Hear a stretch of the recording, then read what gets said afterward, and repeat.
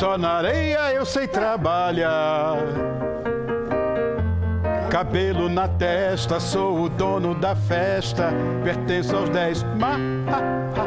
Ai, se você quiser experimentar, sei que vai gostar. O bom do meu brother Eduardo Araújo. Abrimos nossa noite numa bela homenagem aos nossos grandes ídolos, os heróis brasileiros que fizeram história no nosso calendário e entraram para as páginas de livros. Quantos nomes você elencaria? 1, 2, 5, 10? Numa data em que relembramos a trajetória e a luta de Joaquim José da Silva Xavier, vamos falar mais sobre ele e outros nomes que jamais serão esquecidos por nós. Então, boa noite ao professor, doutor em História, doutorado em História. Esse é um sonho que eu tinha na minha vida, mas ele está aqui com a gente para me vingar. Fernando Caiafa. Obrigado, Fernando, mais uma vez. Você não sabe, minha paixão por História, um cara que fez doutorado em História, eu já... Mas... Fica em casa. Bom, nós vamos começar falando dessa história do Tiradentes, né? Que hoje é o dia dele. É o primeiro nome que aparece no Livro dos Heróis da Pátria, que fica lá em Brasília, né? É o patrono cívico do Brasil e tal. Afinal, que livro é esse? Esse livro, ele está guardado, né, no Panteão da Pátria e da Liberdade. É um monumento, né? Um monumento fúnebre, um monumento cívico, não é um mausoléu. Sim. Não é? E é um espaço repleto de outras obras de arte, de artistas renomados brasileiros, Atos Bulcão, né, entre outros. E é um livro de aço, provavelmente, hoje são cerca de 10 páginas, onde são gravados aí nomes de heróis que deram aí alguma contribuição para o engrandecimento da nossa pátria. E o Tiradentes foi o primeiro nome a ser inscrito nesse livro, né? Por que ele é considerado um herói brasileiro? Pois é, que há grandes controvérsias, você como historiador sem dúvida, é nesse ponto que eu até gostaria de ressaltar. Me permita até uma singela brincadeira, quando eu pergunto aos meus alunos, e de um modo geral, assim, quem é Tiradentes ou por que ele é um herói, a primeira coisa que a gente ouve é porque é feriado, né? Então ele merece. É uma brincadeira, mas ao mesmo tempo é um pouco triste, né? Sem dúvida. Pensar nisso. Mas, de qualquer forma, enfim, o feriado nos convida à reflexão, né? Mas Tiradentes foi, digamos, então, o primeiro homem que resolveu encarar, né, a coroa e falar em independência do Brasil. Não é? Eu acho que todo herói ele tem um pouco de um quê transgressor, né? Agora, quando é que Tiradentes vira herói? Essa é uma outra discussão, não é? Eu acho, porque o grupo era formado de grandes cabeças, de gente com formação acadêmica, de gente de primeira grandeza. Gente da elite, Tomás Antônio Gonzaga, por exemplo. Mas, na verdade, ele era um alferes, que seria o que hoje? Um sargento, primeiro sargento. Não chega nem oficial, não é? Oficial, primeiro sargento, assim, um suboficial. Exato. Um suboficial. O Tiradentes foi de tudo um pouco, né? Ele foi caixeiro viajante, tinha até uma certa habilidade no trato dentário, uma coisa, um pouco, né? Enfim, ele fez de tudo um pouco e ele era, pelo menos segundo Kenneth Maxwell, é engraçado isso, porque o maior historiador da Inconfidência Mineira e, consequentemente, do próprio Tiradentes é o Kenneth Maxwell, não é? Embora a gente tenha outros, né? O José Murilo de Carvalho, enfim, outros nomes, mas assim, a referência é o livro do Kenneth, né? E ele fala um pouco de um cara que tentou de tudo um pouco, não deu certo em nada, e isso foi criando nele uma certa revolta, e aí ele se aproveita de um momento muito delicado que né, o interior do Brasil passava, a minha região de Minas Gerais, por conta dos impostos, da escassez do ouro, não é? E tudo isso, claro, dentro de um clima, né, de liberdade, né? Tiradentes, até alguns historiadores falam numa certa posição secundária do Tiradentes no movimento, né? E aí que vem a história da construção do herói. Isso, né? É por isso que eu estava te perguntando. Porque para muitos historiadores, Tiradentes foi um herói construído. O herói construído, perfeito. Eu compartilho totalmente dessa visão, construído 100 anos depois, praticamente, do movimento e da sua morte. Exatamente. Não é? pelos republicanos interessados em legitimar o novo regime.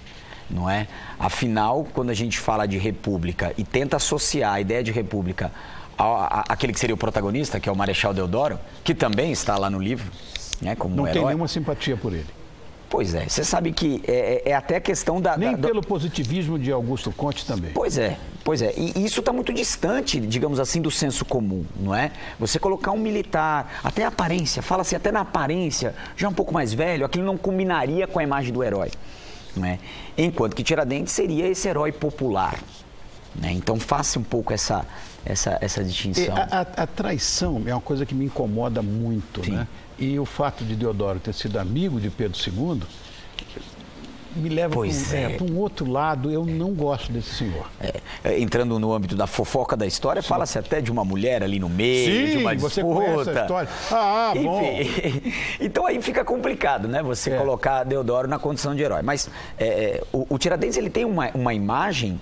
E aí, claramente, qualquer livro de história mostra isso pra gente, do próprio Pedro Américo, que é a imagem do Cristo. Daquele que se sacrifica. Com a barba comprida. Então, e se a gente levar em consideração... falso, com a corda no pescoço. Esquartejado ali, os pedaços, as partes do corpo, né? Por assim dizer, quando você olha para o quadro do Pedro Américo, você vê o mapa do Brasil organizado nas partes do corpo, né? É uma construção brilhante. Enfim, mas é uma construção. Mas é uma construção. Muitos brasileiros não têm, vamos dizer, conhecimento, dos heróis. Isso é uma luta história, nossa, né?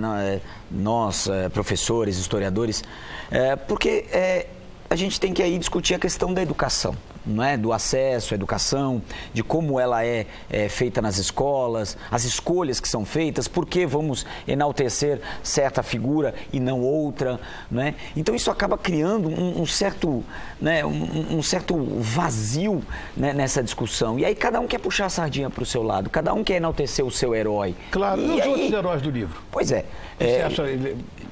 Eu acho que é sempre bom nós olharmos para o nosso passado e tentarmos entender quem nós somos. Tá. Eu acho que o brasileiro tem muita dificuldade em fazer isso, né? É reconhecer que nós somos um pouquinho indígena, um pouquinho africano, um pouquinho europeu, né? Essa coisa meio macunaíma que nós somos. Sim, a nossa etnia é confusa. Né? Então nós temos que olhar para o passado. E eternizar essas figuras é muito importante na construção dessa identidade. Sejam elas controversas ou não, como todos nós somos. Sim, claro. Nas nossas contradições, nas nossas idiosincrasias, enfim, nós somos assim, né? Então eu acho que faz muito sentido. Por exemplo, quando eu pergunto aos meus alunos, mulheres na história do Brasil, não é? Ana Nery. Então, tá, mas no primeiro momento há um certo vazio. Mas Ana Nery está no livro, né? Anita Garibaldi está no livro. Claro. Hoje são 5 mulheres. 5 mulheres, quais? Né? Clara Falcão, Jovita Feitosa e a Bárbara Alencar. Olha, a Bárbara Alencar. A gente não pensa. Pois é. Imagine uma mulher, né, no século XIX se voluntariar para participar da Guerra do Paraguai. Né? Como foi a Jovita. A Ana Nery, a mesma coisa, ela mandou 2 filhos para a Guerra do Paraguai e disse, não, mas deixa eu ir também. Eu sou enfermeira, né? Claro. Eu vou lá, né? Entende? E isso é muito difícil, ela abrir esse espaço. Então elas têm que ser lembradas, principalmente no momento atual que se fala muito da luta das mulheres pela legítima colocação no espaço, enfim. Então, trazer de volta essa história das mulheres, né? Criaram até um neologismo, empoderamento feminino. Pois é, então, vamos olhar para a história, vamos dizer que já tem gente querendo fazer isso lá atrás. A Clara Falcão, para muitos, é a primeira feminista atuante do Brasil. Estamos falando lá de trás, século XVIII, né? Então... Agora, Fernando, quando se fala em contextos históricos, qual é a diferença entre um ídolo e um herói? Olha, hoje é muito comum você transitar e usar a palavra herói e ídolo, né, como se fossem a mesma coisa. E não é. Vamos pegar aqui Homero, né, que talvez seja a nossa primeira referência para falar de herói, de Ulisses, né, ou seja, um homem que tem ali alguma qualidade excepcional e faz algo excepcional, né? Normalmente abdica de si por uma causa, né? Como foi Homero, como foi Ulisses na Guerra de Troia, e abandonando a sua esposa por 10 anos, depois mais 10 anos para voltar. Não, a Ilíada e a Odisseia são... maravilha, né? Eu acho que começa por aí, a gente pensar esse herói, né? Alguém que faz algo por uma causa maior. Já a palavra ídolo, eu acho que trazendo mais para os nossos dias, está mais associado ali, meio que se confundindo com a palavra quase celebridade, né?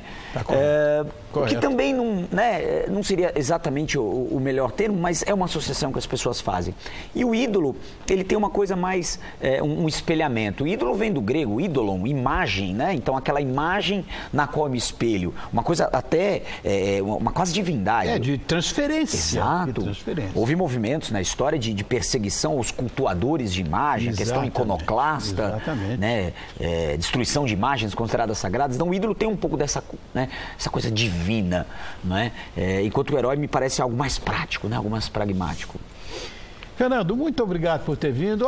Eu quero o Fernando mais vezes aqui, porque isso é uma coisa que eu adoro, que é a história. E ele é doutor em História, professor de História. Fernando Caiafa, muito obrigado mais uma vez. Adorei esse papo. É um prazer. Depois a gente conversa mais. Com certeza.